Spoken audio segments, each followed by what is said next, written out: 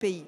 Merci Madame la Ministre. La parole est à Monsieur Fernand Ciré pour le groupe Les Républicains. Monsieur le Président, mes chers collègues, ma question s'adresse à Monsieur le Ministre de l'Intérieur. Tous les étés, dans mon département des Pyrénées-Orientales et dans des communes qui répondent parfaitement aux dispositions de la loi en matière d'aire d'accueil, des convois comptant plusieurs dizaines et centaines de caravanes s'implantent de manière illicite sur des terrains municipaux ou sur des propriétés privées. On a ainsi de véritables villes temporaires qui s'installent, provoquant des difficultés en matière notamment de réserve d'eau et d'assainissement. Face à cela, on ne dispose d'aucun moyen juridique en raison de la complexité des procédures pour obtenir l'éviction des campements illicites dans des délais satisfaisants. Les gens du voyage peuvent s'installer illégalement sur un terrain pour la durée de leur choix, sans jamais courir le moindre risque de subir une sanction et s'autorisant ainsi même à faire du chantage auprès des autorités. On crée de véritables zones de non-droit. Les communes sont à bout de souffle et n'ont plus les moyens de réparer les dégâts provoqués lors des installations sauvages ou lors des manifestations de contestation. Le problème réside dans le fait que ces personnes semblent répondre à un statut à part, alors qu'on condamne avec raison le communautarisme. Comment peut-on adapter cette situation? Les tensions montent. Les Français sont exonérés de cette justice à deux vitesses. Ainsi, il est urgent de donner plus de droits aux communes et plus de moyens juridiques à leurs élus afin d'équilibrer leurs droits et leurs devoirs. Tels étaient les objectifs de la proposition de loi de notre groupe, défendue il y a quelques semaines et que votre majorité a préféré balayer d'un revers de main.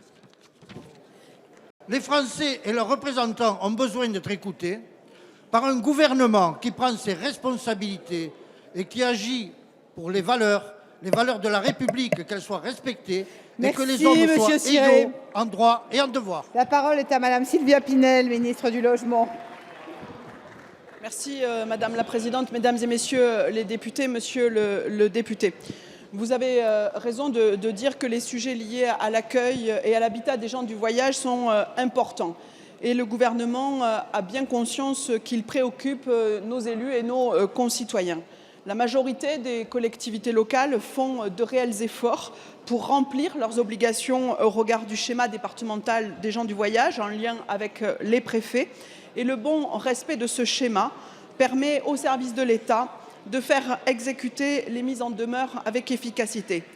C'est aussi dans ce sens que nous avons travaillé, notamment avec Dominique Raimbourg, pour adopter en première lecture, ici en juin dernier, une proposition de loi après un long travail et un important travail de concertation avec l'ensemble des acteurs. Et je veux d'ailleurs saluer l'implication de Dominique Raimbourg et de nombreux élus.